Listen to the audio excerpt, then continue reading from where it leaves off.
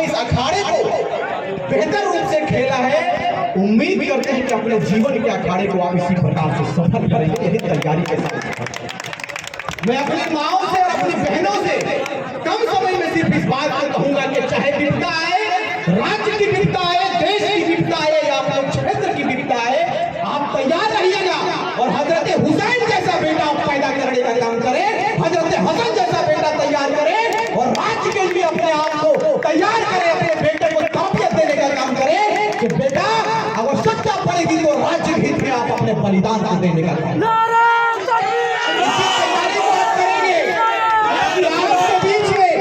मैं कोई नेता बनकर नहीं आया हूं, आपका बेटा बनकर धनबाद से इस रामगढ़ जिले में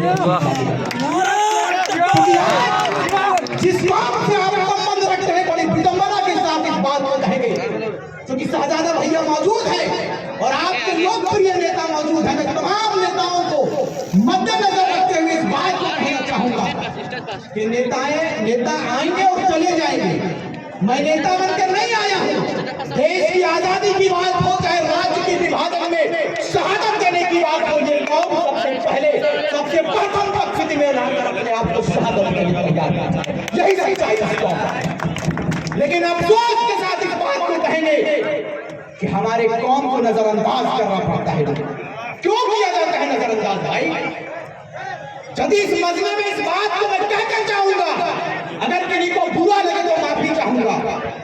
जिस तरह से आपने ये खेल को दिखलाने का काम किया है, क्योंकि ये लोकतंत्र है मेरे भाई, लोकतंत्र में लोगों की संख्या मायने रखती है।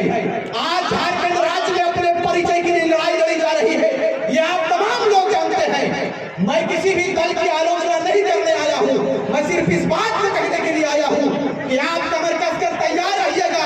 जिस तरह से अल्लामा इकबाल ने अपने आप को शहादत दिया है, जिस तरह से भगत सिंह के साथ में अशफाकुल्लाह खान ने अपने आप को बलिदान दिया है, आज इस लड़ाई में रिजवान को भी बलिदान देना पड़ेगा।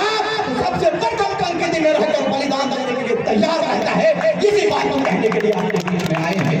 आप तैयारी कीजिए, इस राज्य के लिए आपको सुंदर राज्य बनाना है। इसी राज्य में खनिजों से लबालब राज्य हमारा है।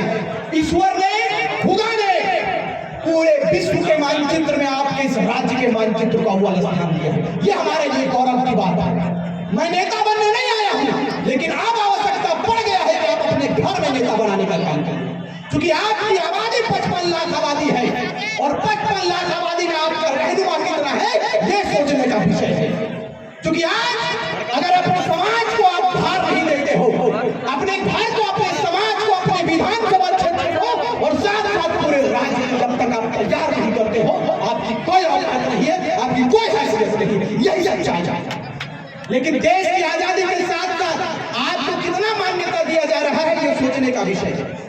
कुर्बानी देने के समय में हमारा दर्जा को अव्वल दर्जे में रखा जाता है और बोला जाता है कि ये कुर्बानी का समय है। मैं पूछना चाहता हूं आपसे कि मुसलमान कितना कुर्बानी देगा, ये क्लियर कर दीजिए। हमें जब अवसर देने की बात आती है तो आप पीछे आ जाते हो, हमें जब रहनुमाई करने का अवसर आता है तो आप पीछे आ जाते हो।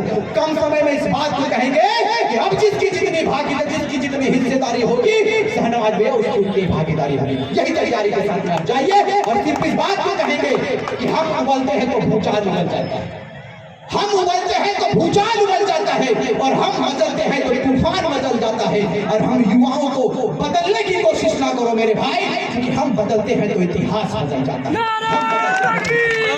बहुत बहुत धन्यवाद।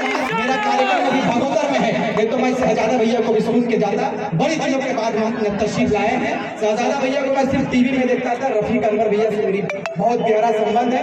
इनके यहाँ मैं गया हूँ, लेकिन आज मेरा सौभाग्य है कि भैया से मुलाकात हुई।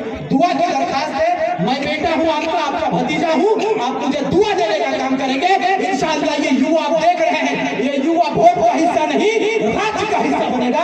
यही तैयारी के साथ मैं चाहता हूँ कम समय में कि हम संघर्षों के छाए में निर्भीक जवानी चलती है, संघर्षों के छाए में निर्भीक जवानी चलती है और उस और जमाना चलता है जिस और जवानी चलती है। बहुत बहुत धन्यवाद। जय हिंद, जय भारत, जय।